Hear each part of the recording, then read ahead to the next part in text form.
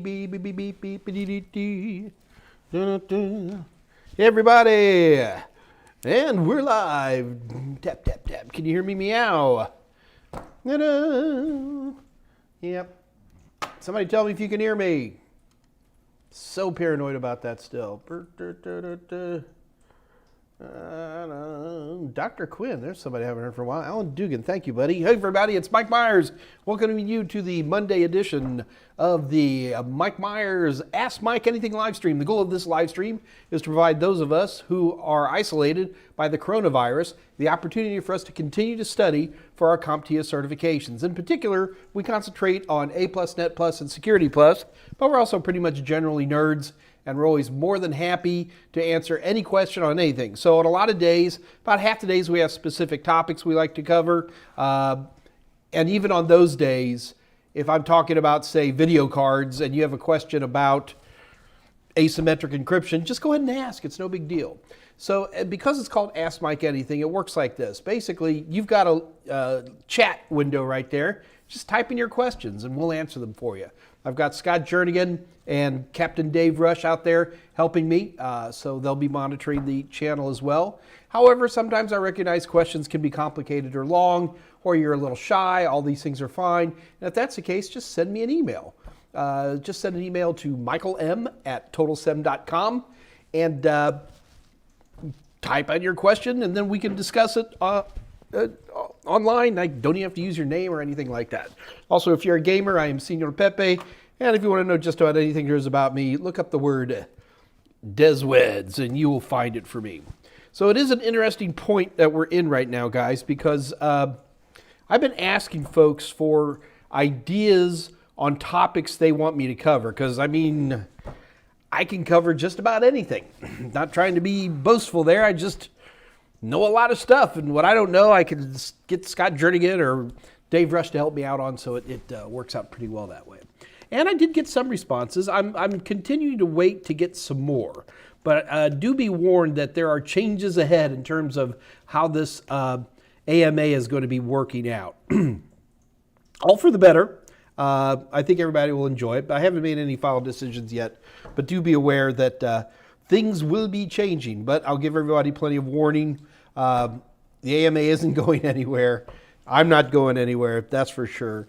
But maybe some of the structure, time frame, day of the week, all that stuff, it's all kind of up for grabs, because really what I want to do here is make a product that's helping you guys out. And if I don't feel that I'm helping, then we'll stop doing it. But at this point, I feel like we're pretty helpful, and we'll continue on that vein. So welcome along, kids. Let's take a look, see what's happening out there today.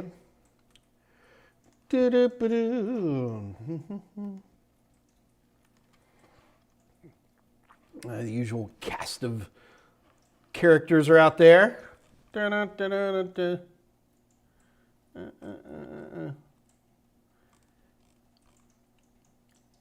some new faces in there. I see a V. Hey, V. A lot of old faces in there from Jason Helms and Tullowit and Dr. Quinn. There's a good one. I haven't seen you for a while. How you doing, man? Nice to see you. Good. And Happy New Year's to you too, Dr. Quinn. So I'm just scrolling through the questions, looking for questions that are come out. Oh. Alex, yes, I need a change of style. Okay. Oh, I know who that is. That's my buddy Alice, who has changed things around. Good for you. And Simon Edleen's here. Dun, dun, dun. God of Reality. Great name.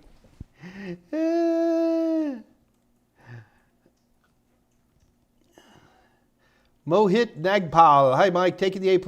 What is the best study guide for the exam? What is the best study guide for the exam? The best? Well, my friend Mohit, let me recommend to you the McGraw-Hill's A+ All-in-One Certification Exam Guide, written by Mike Meyers. Popular, you can get them at Amazon or anywhere where better books are sold. So that would be a really good place to start. Mark Wheeler, Keisha Hauser. Zach's here. Brendan, Kylie. You got the job, Brandon. Well done, sir. Well done.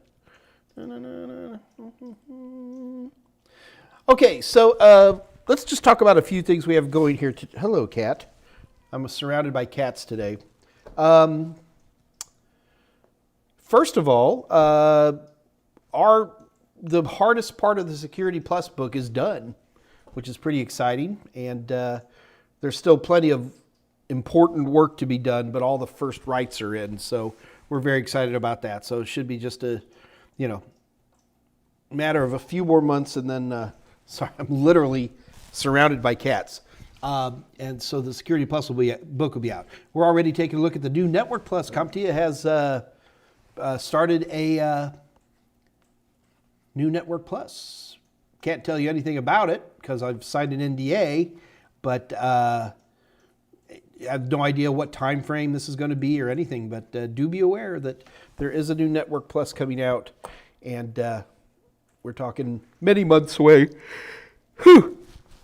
Oh, sorry guys, I'm so yawny today. I'm not a yawny person. I don't like walk around yawning all day, but for some reason I get here in front of you guys and I start to yawn. I don't know. I don't know what it is. So that's going to be exciting. Nothing earth-shattering on the new Net Plus, but certainly something we're going to be working on here in the not-too-distant future.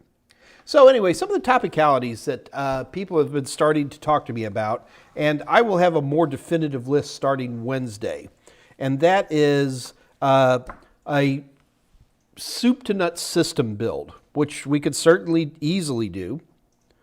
The problem with a soup-to-nuts system build, especially if you're watching me build the system, is that a lot of that doesn't lend well to a live kind of AMA thing. So we might have to restructure stuff for that, but we could do that. And, a lot of people ask me questions like this, say, well, what CPU should I buy? And that is an important question, and how people go about the process of, what CPU. To me, the CPU and the motherboard are almost the same thing because they're so closely connected that they have to kind of go hand in hand. So, what CPU motherboard combo do I buy? How much RAM do I buy? What type of RAM am I buying? What are my storage options? What are the HIP storage options? Everybody knows NVMe, but is there more to it? What are those 10 little things that people forget about while they're buying a system kind of things? And so that's probably going to be one thing. But guys, I really do need to get some response from you. Here's my email address one more time. If this is something of interest to you, please let me know because we can easily do that. The other one that I want to start seeing more of, and not that there's a lot of it on A+, and certainly some on Security Plus, but a bigger depth into Linux. I'm surprised how often I run into people who don't even know what the basic folders are for. What's the difference between an etc versus a bin folder and things like that. So I was thinking maybe that might be another area we could be taking a look at and really doing some deep dives here. These are not subtle penetrations into these types of things, but really working hard into understanding that, everything from a soft link to a file versus directory, really looking at the entire structure in some great detail. I think that might be interesting. Kind of along with that would be working within a bash shell, because it's kind of the same thing. So I've been toying with that one as well. So let me know, guys. You're going to have to give me some information if that's going to be a direction you're interested in looking at. And keep in mind, the goal of these AMAs is to, again, help people who are isolated by the coronavirus, right? So I want this to be driven by your questions. Now, that doesn't mean I'm going to have to sit here and watch this closely, but I do expect questions to come in.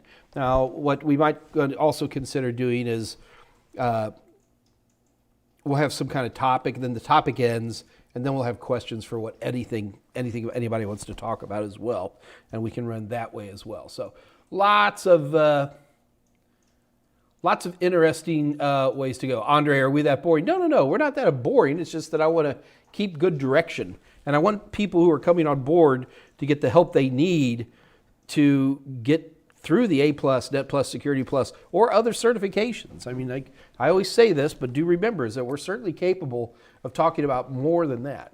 The other one that I was thinking about adding in topicality-wise is what I'm going to call certification soft skills. That's my working title. And by that, what I'm talking about is, you know, what are the actual paths for certification? Do I need to do this? Who are the right kind of people? What type of education? The kind of stuff we answer a lot.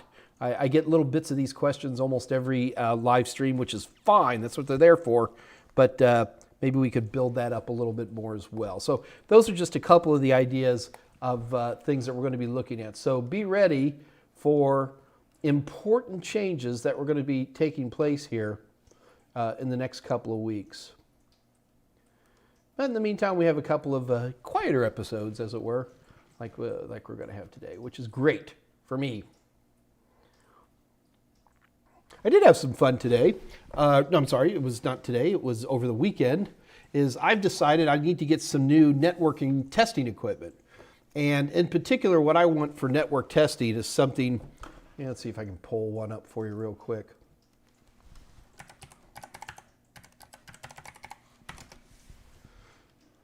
Something that's a little bit more expensive. There we go. Oh, is this going to work? Fingers crossed. Yeah, okay, fantastic, great. So what we're looking at here is probably what I'm thinking about buying is a microscanner 2. I've been using these microscanner products for a long time, but I don't have the microscanner 2. And you'll notice the price here, it's $500. And now, to you guys, that sounds like a lot of money, probably. Well, it's a lot of money to me, too. I'm not going to lie. But I need a tool that can do full-blown wire map, continuity test, length, time domain reflectometer. I don't need something that will pass a Cat 6A testing something. That's a $15,000 box and not something that I'm willing to pay for. But I've been having a lot of fun looking at a lot of these products and trying to find one. I'd love to find one that was made, made here in the States. I just like to buy American products when I can. Don't get into a big talk with me on this. But that's very hard to do, by the way. But I really had a lot of fun looking into these different devices, and in particular, these tester devices. For $500 to be able to get a device that will do a time domain reflectometer, do a wire map, tone out runs, and do a continuity test, that's great. But now these same boxes add things like basic network mapping and ping functions and all kinds of stuff. It's actually kind of fascinating. I haven't spent any money yet because I'm trying to find the right one, but it's just absolutely amazing to me that how much these types of products have changed over the last 5 or 6 years. It's dramatic. What else happened here? Yeah, Network. There's a lot of interesting stuff on Network Plus. I can't talk about it because nobody would probably care, but I don't want to find out the hard way. I'm going to get in trouble. God of Reality, only $500. Dude, you got to keep in mind, we're not talking about a lot of the stuff that happens in A+, Net Plus, and Security Plus really is an enterprise level environment. And this is an important topic. Oh, now you're going to come over and say hello? This is one you guys have never seen before. This is the old lady. This is Little Bit. She's 19 years old. Say hello. Say hi to the people a little bit. And she weighs about 8 pounds and is completely skin and bones. And she's deaf and she can't see, but she's happy and she eats like a horse. So we'll keep you around for a while. Yeah, that's a Little Bit. Isn't she a cute one? Thanks, V. I think she's kind of cute too. The other 2 cats are around here somewhere. They'll show up. Oh, looks like I actually got a shot at the coronavirus. I'm all excited about the vaccine. Called up my doctor, and hey, if you're fat, yeah, unfortunately, obesity will get you towards the front of the line here in the States. So you're going to have to possibly be getting a shot here in a couple of weeks. It's actually pretty exciting. Okay, what do we got here? Dr. Quinn, is she demented? She's a cranky old lady, aren't you? Yeah, she's cranky. And you can't even pet her because she's just bones. It's like petting a greyhound. It's craziness.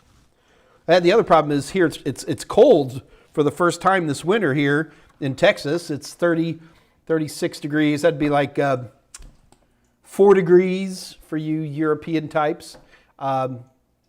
So she gets cold really easily. So I have to actually turn the heat up on in the house. Yeah, at 4 degrees, we're frozen out here. It's bad.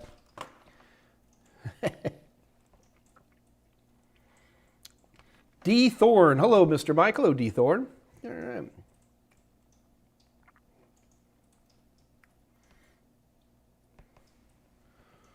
God of reality. Why are you the best teacher ever? Answer that, huh? It's because I'm the best looking teacher. Why did everybody's cameras suddenly crack? Mohit. Sir, I am running Ubuntu 20.04 LTS, always LTS. Do you recommend any other distros to try? OpenSys. I mean, you can try anything you want.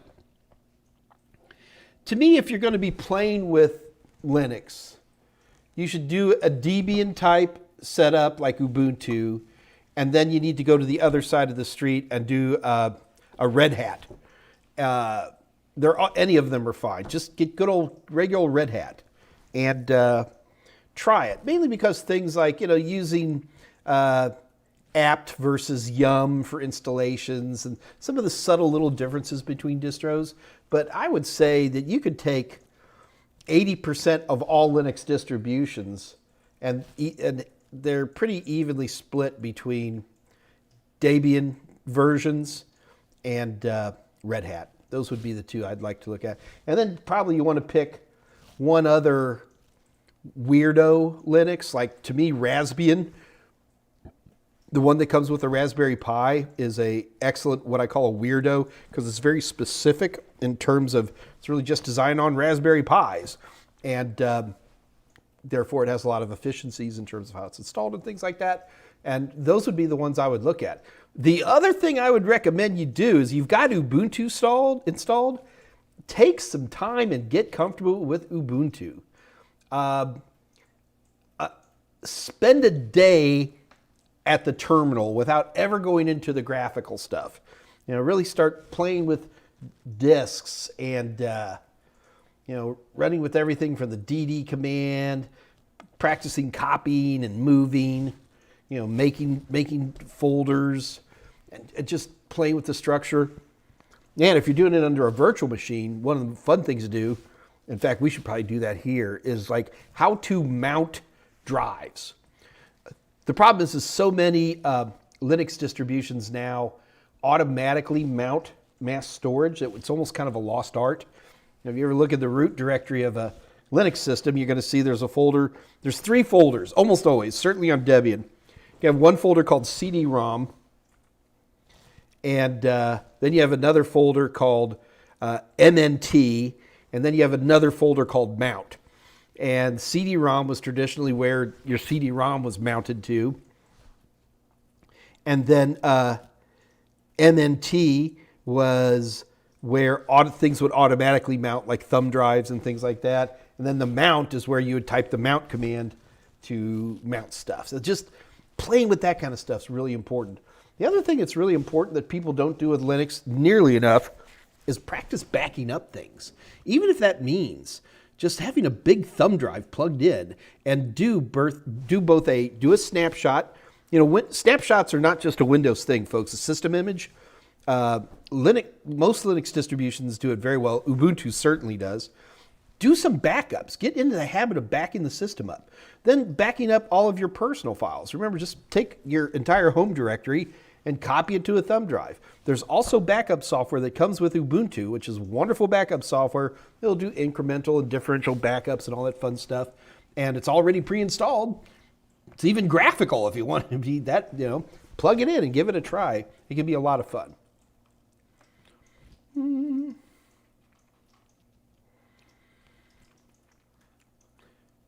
So,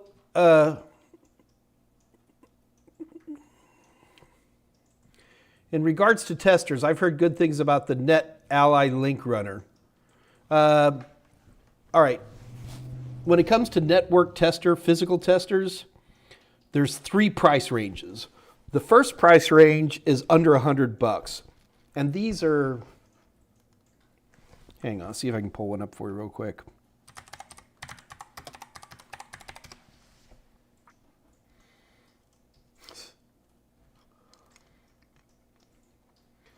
I am not recommending this particular one. However, let's take a look at this right here. So in the sub $100 range, you get a lot of these are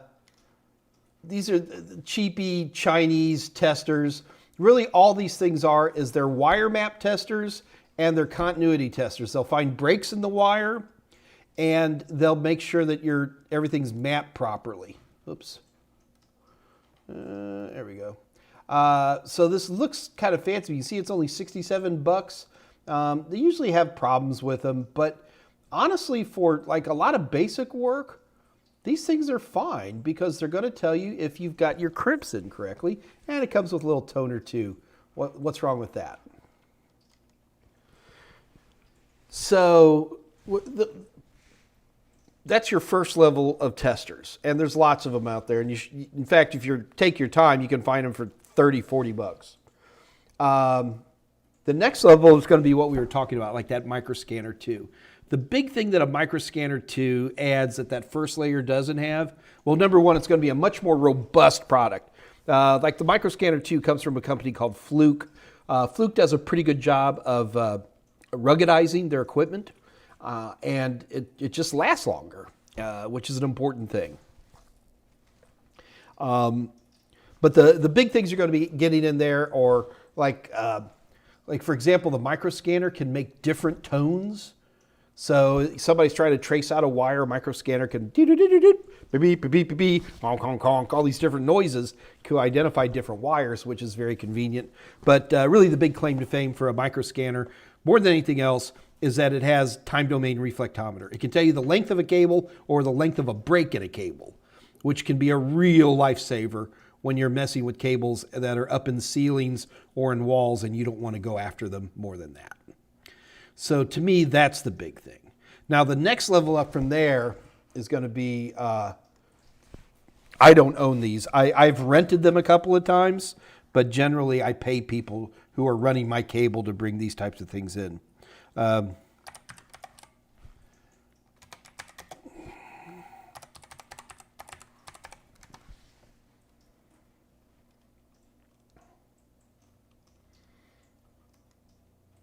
Okay, so these are what I call cable certifiers.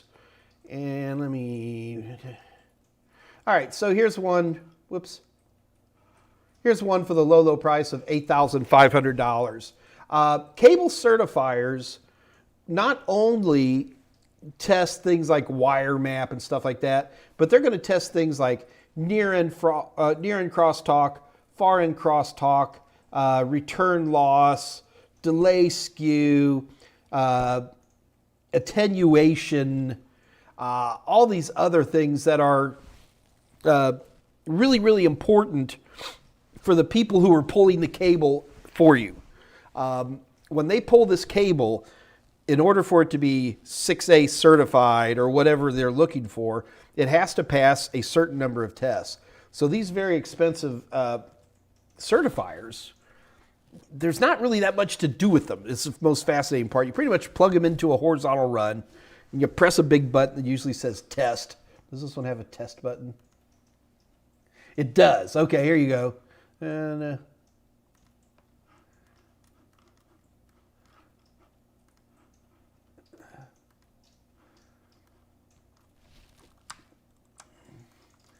Trying to zoom that in so you guys can see it.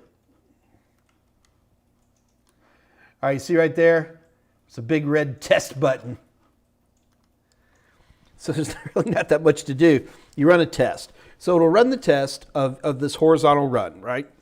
And so it runs it from the closet up to the individual drops.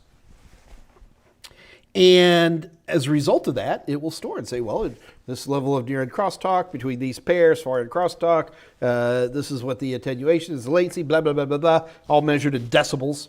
And then what's really important is that it will then save that. It'll store it like on a SD card or something. And then at the end of the day, when this cable installer has run through 500 drops, he can hand to the customer a printout. And this printout says, here are all the runs, and all the runs are labeled, paper labels, whatever labels are on them. Here's a piece of paper, and that I confirm and affirm, and you have 6A rated cables. This is a big deal as a customer of these things. I want cables that are going to do what people say they're going to do. And if I suddenly have spent a lot of money to get all these cables installed, and I'm not able to get gigabit speed, even though I paid for gigabit speed, well, one of the first people I'm going to point at are the cable installers. So they actually use this as a way to cover themselves. You don't need a certifier. Nobody needs a certifier. They're expensive. I mean, I guess if you were in charge of some huge enterprise network, maybe, but generally no. So that's why I always look at these cable testers in the $500 range, because they do a good job. Brandon Kiley, but can it play Tetris? It can play Tetris. Mohit, sir, I'm in the process of setting up a Debian firewall using an older PC with dual NICs for packet filtering. Is there any additional advantage over standard Linksys or Asus Home Router? There's a lot of advantages. So, Mohit, you have to be very careful here. There is no such thing as a Debian firewall, okay? You have Debian Linux distro, and there's probably 30 different firewalls. I mean, I'm an old IP tables kind of guy, which is a firewall of your forefathers. Don't worry about that. But there's so many amazing firewall solutions out there. And you got to keep in mind, Mohar, we're not just talking about firewall solutions. When you're running a Linux box with 2 network cards like you're describing to me, you really do get some amazing capabilities in there. You can make VPN front ends. But your question was, what's the advantage of this over a Linksys or an Asus Home Router? Well, the advantage is flexibility. That Asus Home Router may or may not have a VPN endpoint in it. You can certainly program your own in, and you can have very fine control on it and the way it works. My router here in the house doesn't allow me to configure DHCP the way I would like to configure it. With your system using whatever firewalling you happen to choose, you can be setting up a DHCP server, which really isn't a firewall function, but because you're doing it on a Debian box, you have tremendous flexibility. The downside is that with that much flexibility comes the ability to make wonderful mistakes. And that's just no big deal. You just make mistakes sometimes and you learn. I think it's fascinating that you're doing that. Good luck to you. But it's going to take you forever, in my opinion. Look, you're going to find some firewall. There's always a Linux distro that does firewalling really well, and I'm sure somebody's going to be typing it in here. And that's great. And that's probably going to do a bunch of features that you're going to need. But the reality is that you're going to want to probably play with these pieces individually, and it'll be more fun.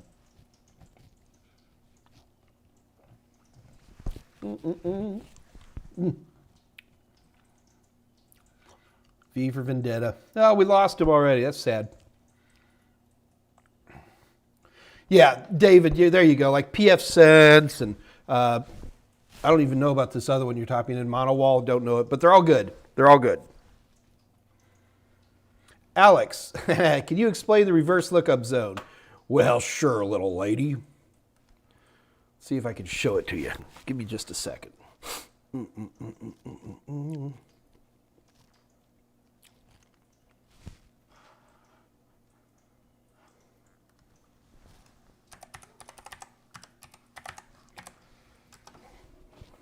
right, so a reverse lookup zone is used in the world of DNS. Now, traditionally, when we talk about what does DNS do, the whole function of DNS is it provides a way to resolve fully qualified domain names to IP addresses. That's what DNS does. And we got servers all over the world that do nothing but that. Let's see if we can get that. Start. Go.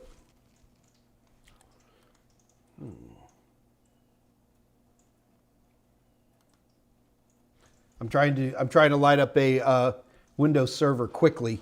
That's kind of a contradiction in terms. Okay, so anyway, the idea behind a reverse lookup zone is that, let's start with a forward lookup zone. A forward lookup zone is where a device will query a DNS server and says, who is www.totalsem.com? And whatever the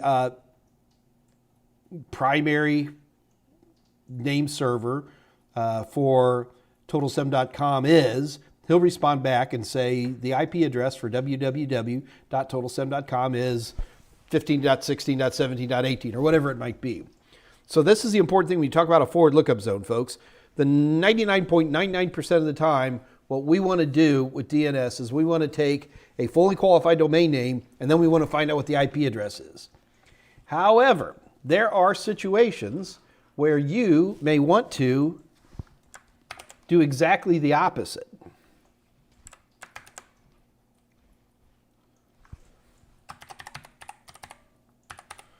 And in that case, come on.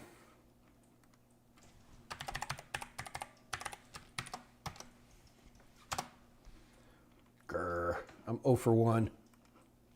Is this one going to light up for me?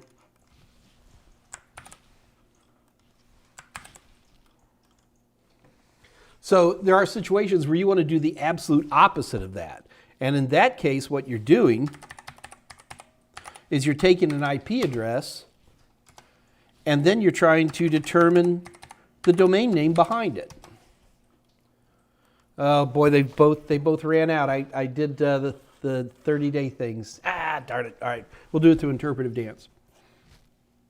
So a reverse lookup zone simply says, I'm going to start with a address, and the address is usually actually written in backwards, because people, when they do record searches by address, they usually start with the lowest number and work their way up to the first number.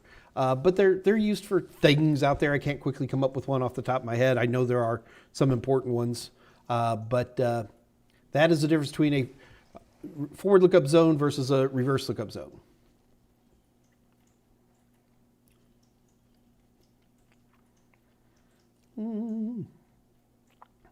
Philip Day Charmoy. Mike, thanks so much for the awesome content and books and live streams. Oh, you passed both the A+ and F+. Well done, Philip. Well done, sir.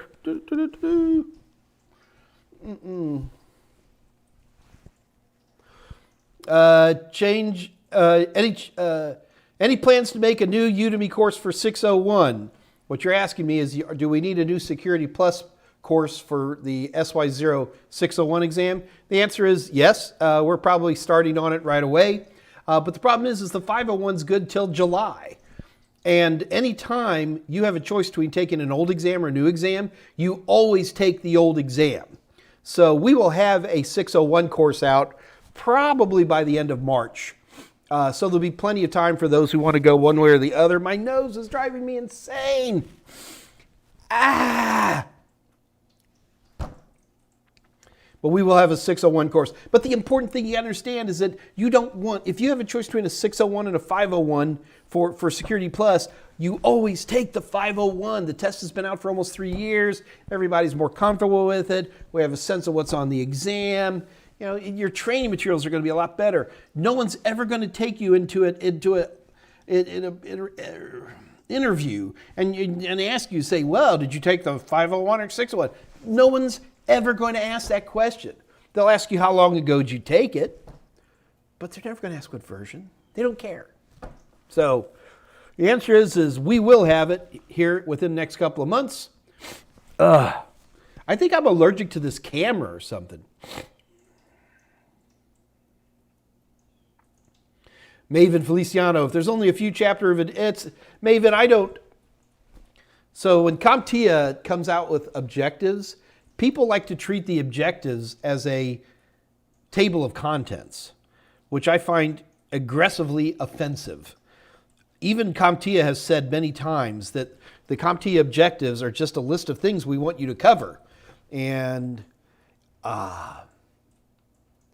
so we can't really use the objectives per se. Now, when you say more chapters, yeah, we actually have 2 more chapters, Scott, 3 more chapters than we did with the old Security Plus. We spread things out. It's not that it was that much more information. It's just that we spread it out a little bit more. And we do. And guys, trust me when I tell you, there are certain lessons that I teach that are probably never going to get updated because they're never going to change. Understanding the concept of public versus private keys. I mean, these things are locked in stone and have been for 25 years. There's no reason to change these things. So we do keep a lot of that stuff. And also, and I'm very aggressively looking for a co-anchor to help me teach that class too. That's actually what I was talking about last week, was looking for someone to help. I needed somebody who wouldn't be afraid to get on a camera with me. I saw a job, this is from Michael Reeves. I saw a job application talking about SCCM. I don't know what SCCM is.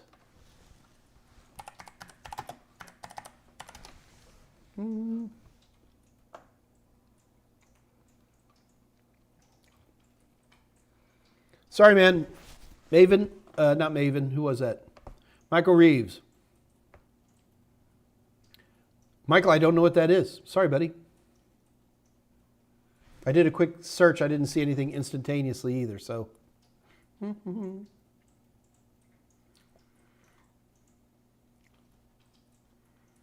Yeah, change CH3MG33K. You need a pronounceable Chemgeek. Chemgeek, is that where we're going? Yeah, the 501 and the 601 are valid at the same time. It's pretty common for CompTIA to do that. Yeah, CompTIA wants you to take tests all the time because that's how they make money. Yeah, Brendan. Sorry about your nose. If you tried turning it off and turning it back on again. What type of This gen is the internet.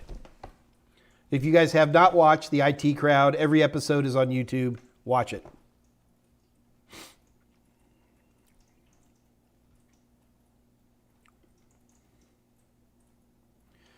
So Scott's like, we're not saving much from the previous course. Or actually, Scott's incorrect there. We're going to save a lot from the previous course, just not pictures of my pretty face. We've lots of great motion graphics that have stood the test of time. And so yeah, we'll be reusing those. All right, thank you, Mohit. Good questions, by the way. Thank you, sir.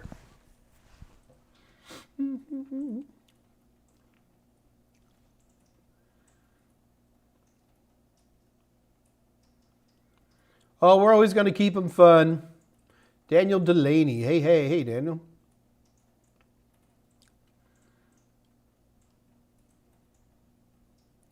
System Center Configuration Manager. Ooh. Aldef Jeff.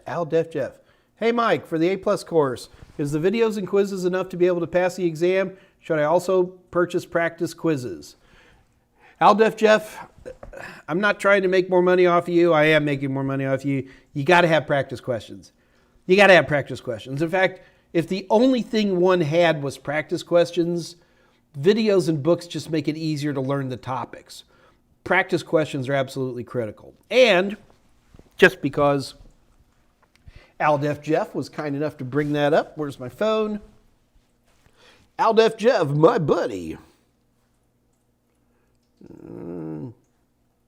Aldef Jeff, we're offering 50% off all of our practice questions. So that's at www.totalsem.com. All you have to do is pick up A+, Net Plus, or Security Plus. We call our practice questions the Total Tester. That's our in-house name. Just head over there and use the code. Where's the code?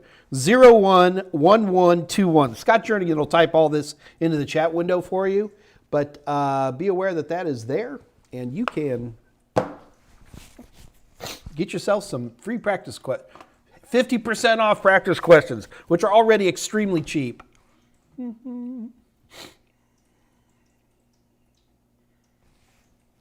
Chem Geek, I figured it out eventually. Samuel Wright, hey Mike, my Network Plus hero. Oh, Samuel Wright, if loving you is wrong, I don't want to be right. Hey Mike, Android or iOS?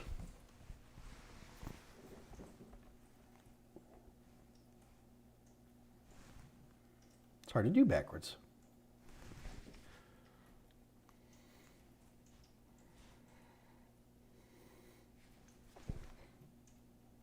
I'm an Android guy. I like, and I'm not against iOS. You know, I mean, if I was going to hand somebody who didn't know anything about technology and a smart operating system, I'd hand them iOS. But I need my smartphones to do more, and I need the granularity of controls that you don't see with Apple products. Granted, I have the risks. Apple products are a lovely bubble, and you know, they take good care of you. And but I need some of the firepower of rooted systems to be able to do certain things. And unfortunately for me, iOS does not do that for me.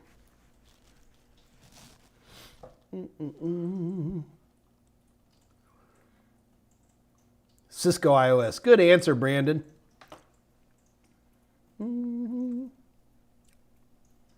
Mark Wheeler, wasn't there a time when it was 60% off? Dude, all right, so it's 80%. Yes, we did 60% off around Christmas. It's up to the marketing folks. Given our price, that's like $3 difference.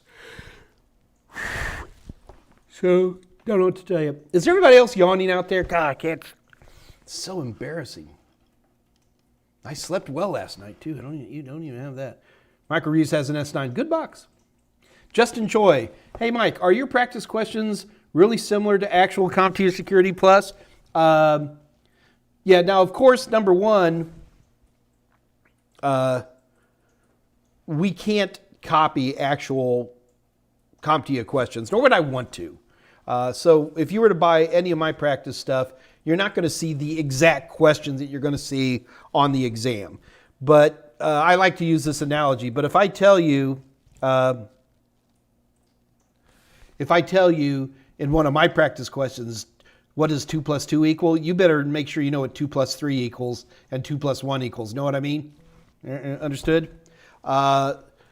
I think the other thing that we work really hard to do with my practice questions is that we try to mimic the look and feel of actually what it's like to sit down at the actual exam. I think a lot of people get freaked out mainly because they're just trying to figure out the interface.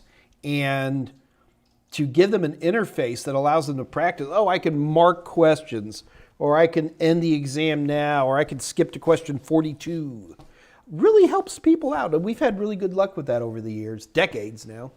And I think that's the other thing that's really, really important.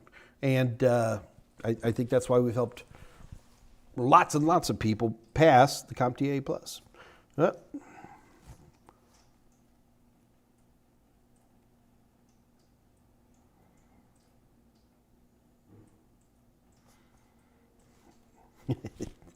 Somebody who was on earlier just left is like, when's that promo code good for?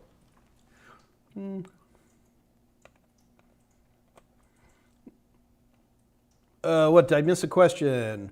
Where do you set client isolation in your router settings? Okay. First off, let's make sure we know what client isolation is. So most home routers today they're routers, but they're also wireless access points. So when Alex says, where do I set client isolation? The better way to ask that question is on a wireless device. So again, most home routers today are routers, but they're also wireless access points all built into one box. So that is a wireless feature. So Alex, the first thing you're going to look for is you're going to look under wireless, or 802.11, or however your interface is configured for your home router, and it's probably going to be an advanced setting. Isolation is a very, very smart thing to do for most networks. By setting isolation, what you're doing is you're saying, okay, this device right here can use my internet connection. I'm so embarrassed. I'm going to put up just a picture of me like this. I'm going to wear a mask.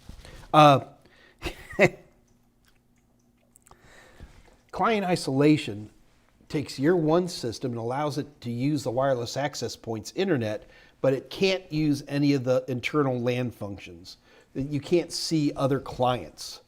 So you can't like try pinging or running Nmap on an internal network successfully.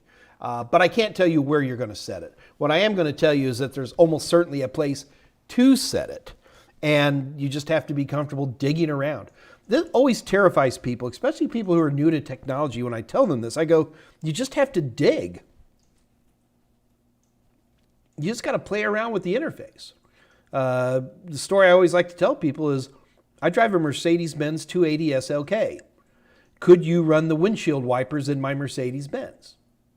The answer is, for most of us, the answer would be, yes, Mike, I can. And I would say, why? And you're like, well, I would just poke around. And that's right, because with experience, you understand that if you get in a car, it's probably got windshield wipers. And it's just a matter of finding, do you turn it here, or turn a knob, or whatever it might be to be able to turn on the windshield wipers. It's not important that you know where to turn on the windshield wipers. What's important is that you know that you should have windshield wipers and that you should be able to turn them on. This is a very, very important thing that a lot of people have trouble with. Because it's like, well, Mike, I need to go exactly. No, you don't. I don't know.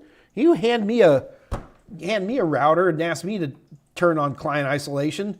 I mean, I know to look towards wireless because I know it's a wireless thing, but you know, every interface is different. So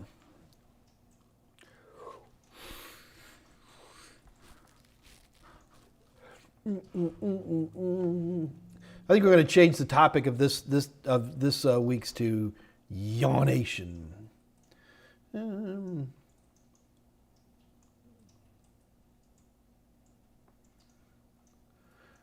Yeah, I've already broken one folding phone. This is my second folding phone.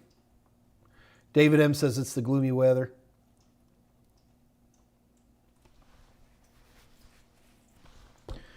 Maven, I get what about the new Linux phones coming out? Linux phones have been out for ages. The big challenge you run, once you get outside of Android, iOS land, the big issues I have with a phone, look, I don't care whose phone it's going to come out. It's going to have a dialer, right? It's going to have messaging built in. Those things are going to be there. People aren't dumb, right? I mean, they're going to do it. What's going to kill people is that if they can't install Facebook, okay? Or if they can't install Yelp. And that can be a big issue. Unless the phone is being sold as a niche, maybe as a high security phone, which is a thing you can see sometimes. The thing that's going to make a phone successful is ongoing support and application libraries. Those are the two big things. Without those, you're going to be in trouble. And that's what arguably killed Windows Phone. I don't know if anybody remembers Windows Phone, but Windows Phone was one of the most beautiful, intuitive, easy to use interfaces I'd ever seen in my life.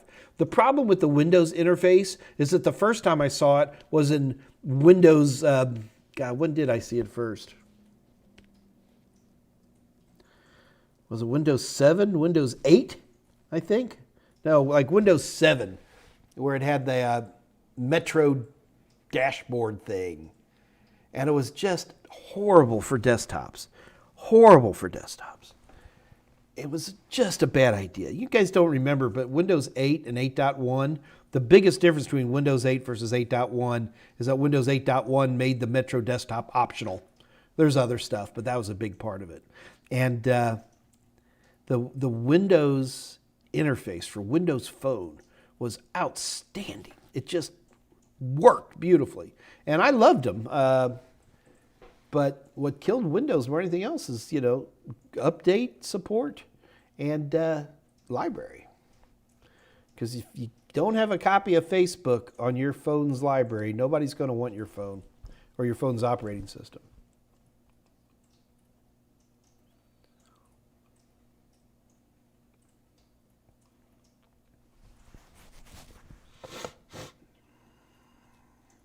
Geraldine Fumes. Was there a time when you offered discounts on exam vouchers? No, Geraldine.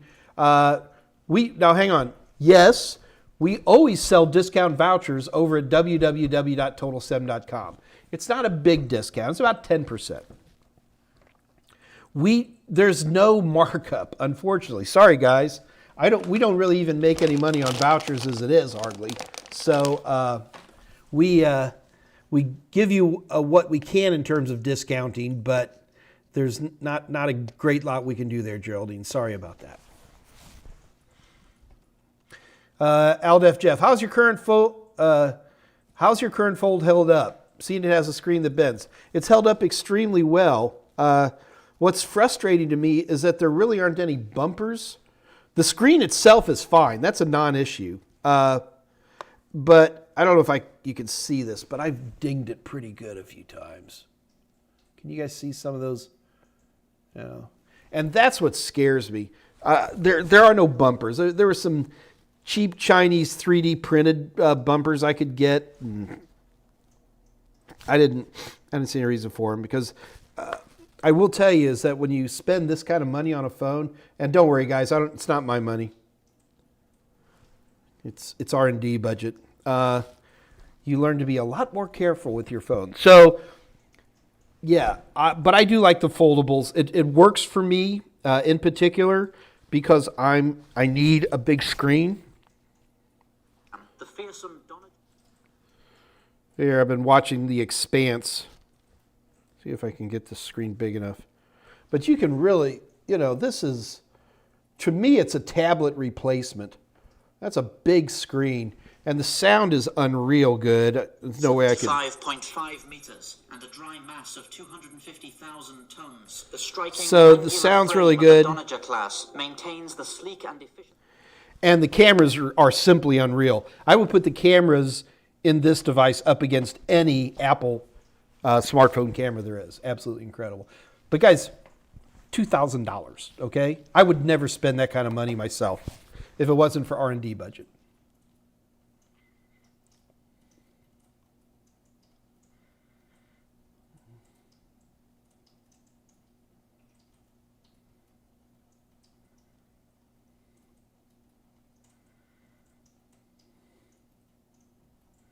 Yeah, guys, I'm not, Maven, Mike needs a nap. I don't need a nap. I'm not sleepy. I'm just yawning. And my nose itches like crazy. Michael Reeves, I will never own a phone without an OtterBox. Michael Reeves, I love OtterBoxes too. They don't make one for the Galaxy Fold 2. Galaxy Fold Z2. Very frustrating.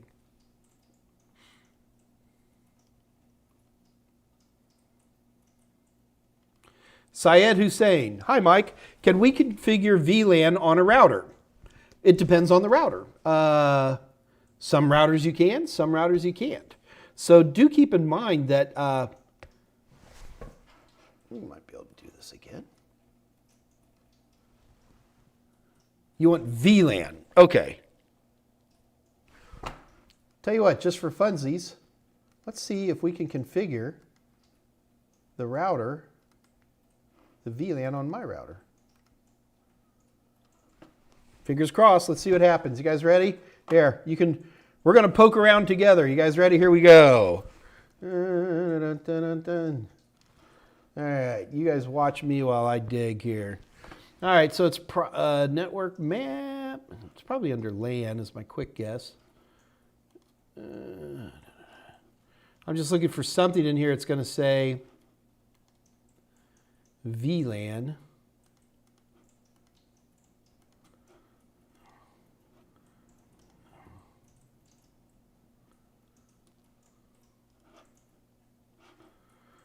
Is there a search function in here?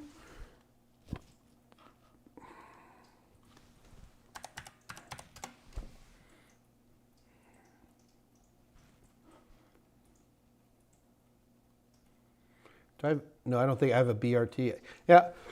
All right, so basically what we're looking at here is a classic example of why a lot of people, once your network starts getting a little bit more hairy, that people are less fans of these types of home routers. Oh, come on, buddy. Oh. Yeah. All right. Sorry, my Raspberry Pi hole definitely causes some problems with my router. I'd have to be typing it in. So the answer is, it depends on your router. I certainly have seen a lot of lower end Soho routers that do have VLAN options on them. It really does depend on the router itself. A lot of times I'll see it where all your wired connections will have a VLAN and the wireless can be on a separate VLAN. I've seen that as well. But here's an example of a very good, more cutting edge 802.11ax 4x4 home router that does not support VLANs. Now, I could probably do one more level of research to triple check that, but pretty sure that it's not going to be supporting it.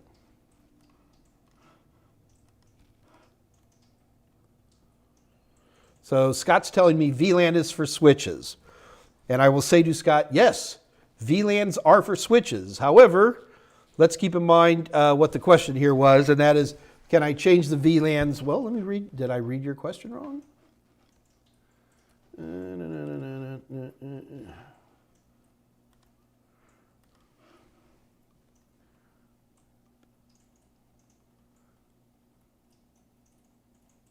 Oh, Syed, you did say, can we configure VLAN on a router? Yeah.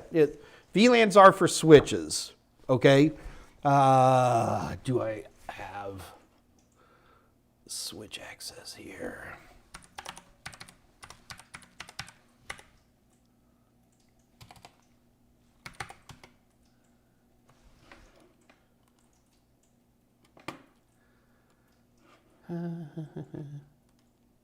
So I do have, my switch here in my house has VLANs.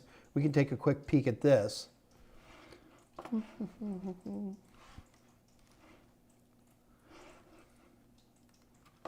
right, so here's my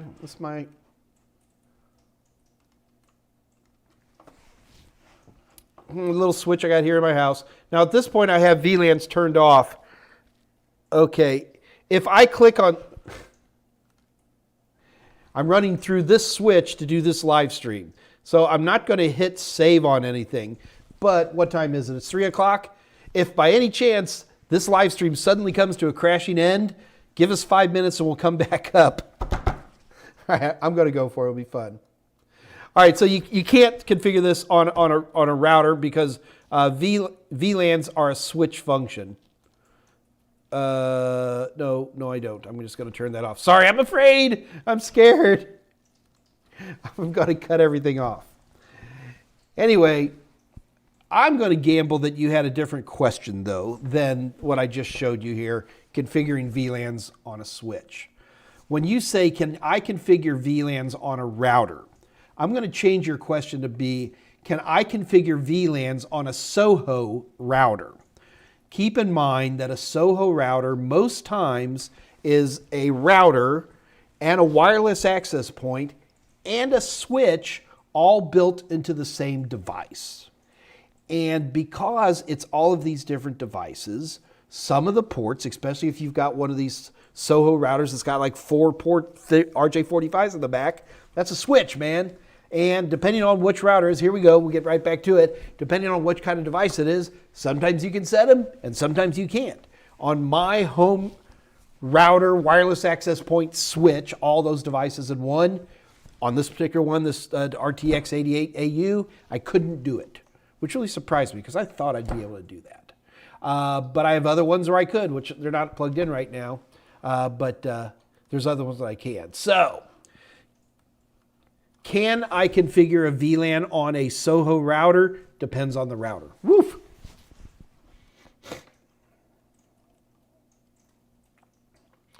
Maven Feliciano, future phones will be small computers. Dude, today's phones are small computers.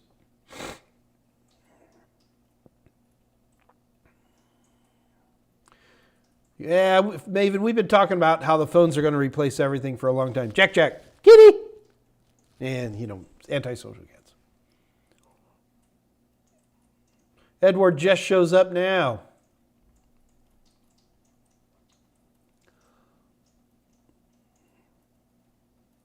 Kiet fan. Hey, Kiet.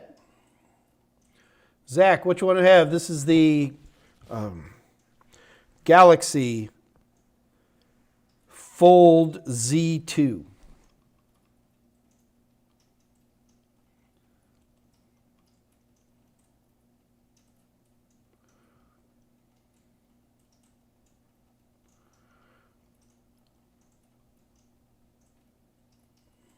Oh, Alex, you're just seeing one of my routers, Chicolita. I have many routers. Kiet fan, I got a question on Network Plus. I'm having my Net Plus on February. Say if I failed the test, is it wise to move on and take CCNA or should I finish off Net Plus? I would finish off Net Plus, Kiet. The Network Plus is one of the, I always tell people this, it's the most important certification you'll never need. And when I say that is that you will find that having a Net Plus will make the CCNA much faster and much easier to learn. The danger to the CCNA, more than anything else, kitty, the danger to the CCNA is that you really get a very Cisco warped attitude about everything. VLANs is a great example right there, you know. Network Plus does a very good job of explaining how VLANs are from a vendor neutral standpoint. So then when you start moving into Cisco or Juniper or Microsoft or whatever, you're not locked into one manufacturer's way of doing things. Guys, there is a cat playing with my camera. Stop. The cat literally was batting. Was the camera moving? I didn't even notice. I saw the wires moving. So I would say, Kiet, take the Network Plus. The Network Plus is not a difficult exam, in my opinion. If you're using my practice questions, I have great confidence that you will pass on the first try. I can't guarantee it, of course, because I don't know how well you study or anything like that. But I would try very hard to do that. Geraldine says, I need coffee. Young lady, I am so full of coffee as it is, it's not even funny.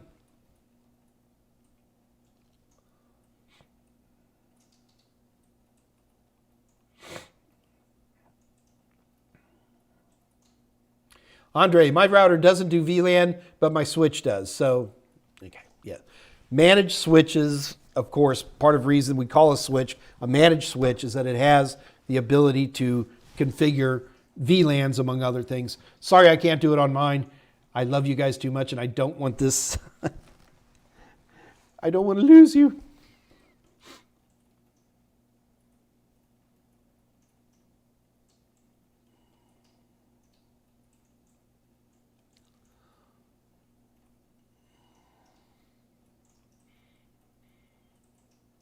Andre, which does VLAN. Yeah, okay, cool.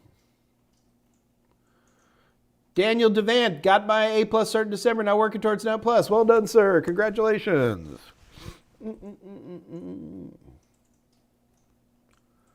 Anthony Furman, just doing your Security Plus course, and it is excellent. All right.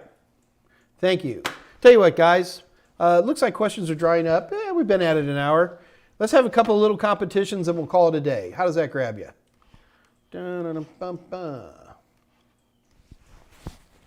Anybody want a competition? Here we go. I'm going to load up some questions.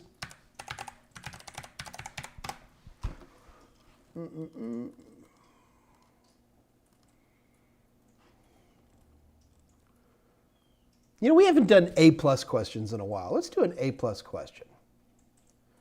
How's that sound to you guys?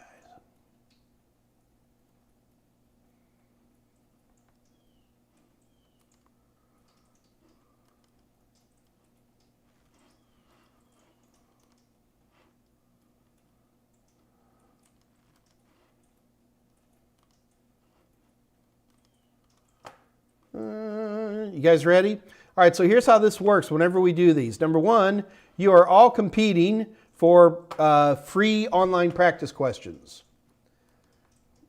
Hang on. Yes, Jack, I'm giving them free questions. All right, so I don't want to do the 220-1001.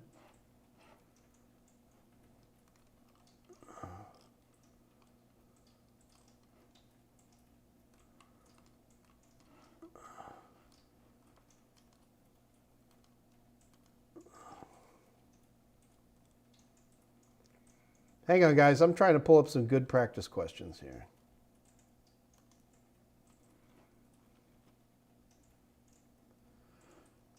All right, let's just do this.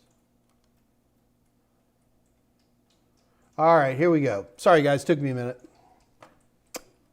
Start the test. Way too easy.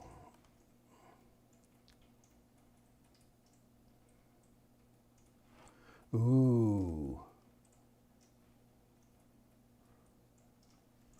All right, you guys ready? I'm going to put this question up on the screen.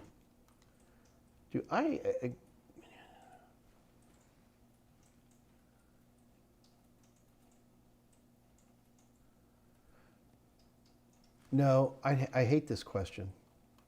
I never like my own questions when I read them.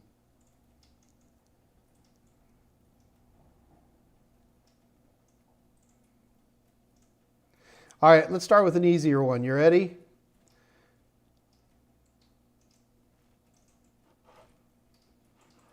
All right. Here we go, guys. All right, so in order to whoever gets this, all you have to do is you have to write enough of the answer. I'm going to show you guys the 4 answers. You have to write enough of the answer that it makes sense to me. And here we go. You guys ready? You are a technician working for a client and you are installing a new Soho Wi-Fi router on their network. Which of the following should you do first to secure the router from unauthorized access? You are a technician working for a client and you are installing a new Soho Wi-Fi router on their network. Which of the following should you do first to secure the router from unauthorized access? Don't type in the letter of the alphabet, folks. You have to type enough of it that I know what you're trying to say.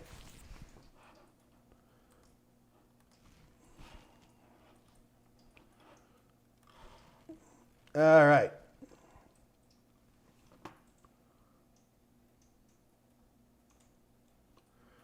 All right, we got some answers coming in.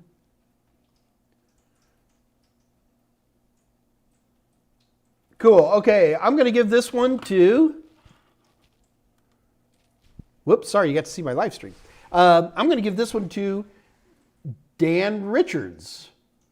Change the username and password from the default. That's absolutely correct. Dan Richards, you are the winner of free practice questions. In order to receive your free practice questions, all you have to do is send an email to kathyy@totalsem.com. Scott will put all this in the chat window. kathyy@totalsem.com. Tell her which one you want. It's either A+, Net+, or Security+. Tell her which one you want, and then she will send you a passcode. It's a completely online product, so it doesn't matter where you live, Dan. You can get that. Okay, that one took me a long time. I'm going to do it again, but this time I'm going to do it faster. Wait, I got a question. Okay. Guillermo Moreno at 302. What would you recommend better for overall performance? A DDR3 with 32 gigs of RAM or DDR4 with 4 gigs of RAM? I won't be doing any gaming if that helps. Well, more RAM is always going to be better. What makes me nervous, though, is DDR3 has been, it's kind of yesterday's potatoes.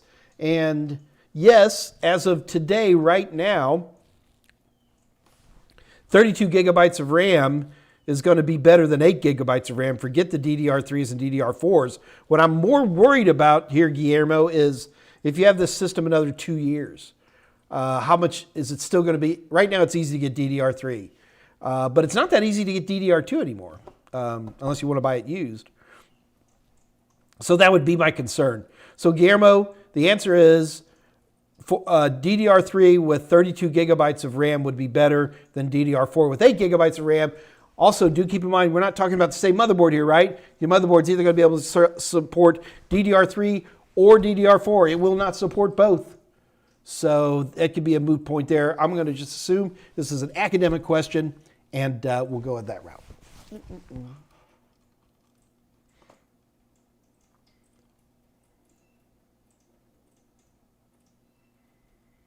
Elbow work. You guys want to do another one? Let's do one more, and then we're going to call it a day. Hey, before we do this, do keep in mind that we also have 50% off all of our A+, Net+, and Security Plus practice questions, as well as our bundles. So we actually sell the practice questions separately from the performance-based questions. So we call it Total Sims and Total Tester. And so the bundles for A+ and Net+, we do not have a bundle for Security Plus. The bundles for A+ and Net+ are also at 50% off. So in order to take advantage of this, all you have to do is go to www.totalsem.com, head over there, and head over to our merchants area and load up with all these great practice questions or bundles. And then, just before you check out, use the code, what was it again, Scott? 011121, today's date. All right. And you'll get everything at 50% off. Ridiculously low prices.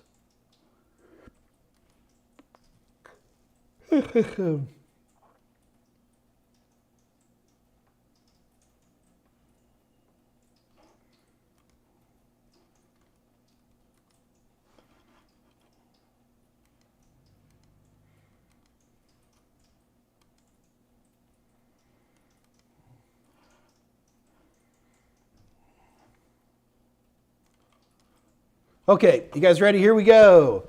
This is another A+ question, guys. Let me get this queued up. Here we go. You guys ready? Here we go. Remember, don't type in just A, B, C, or D. I need you to write enough of this in here so that I understand what your answer is trying to be. Okay? So here we go. A technician is called in to troubleshoot a 4-disk RAID 10 array on a high-end Windows 7 enterprise workstation. One drive has failed. Which of the following should the technician do to fix the problem? Okay, so you have a 4-disk RAID 10 array, and one of the drives has failed. So what should you do to fix this?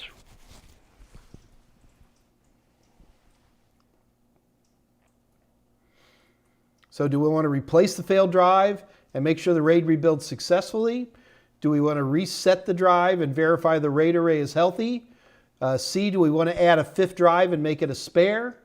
Or D, do we want to replace the failed drive and power down the RAID? All right, so we've got lots and lots of answers in here. So let's take a look. And let's see. Edward, unfortunately, just typing the word replace is not enough. Okay, so the right answer is look, it's a RAID 10 array, all right? So you've got 3 drives in there that are still working. The array is up. What you want to do is you want to replace the drive that's bad. That's obvious. And then you want to make sure the RAID rebuilds successfully. Now, there's 2 answers here that you could argue for.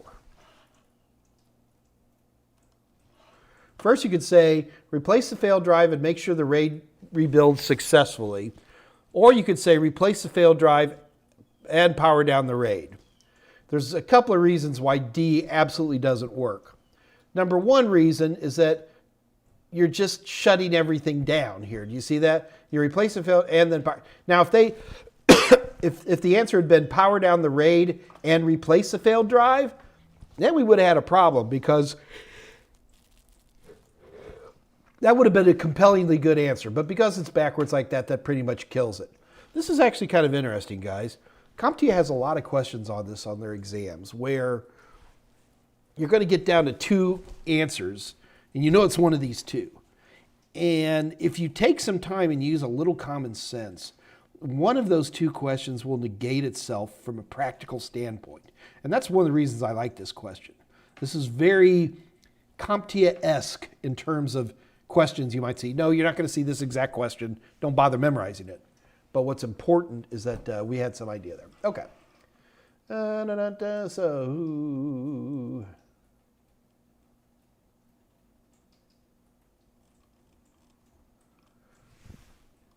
I got to find the...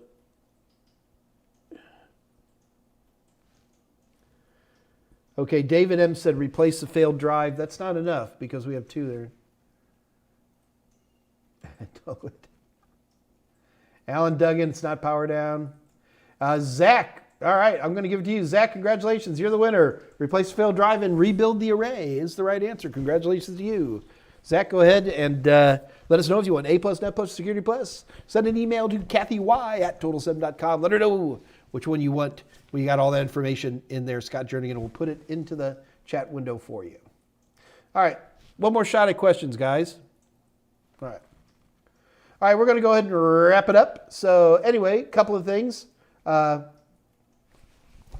one, be sure to like and subscribe. This really does help. I've been watching YouTube videos personally for years and never really paid attention to this.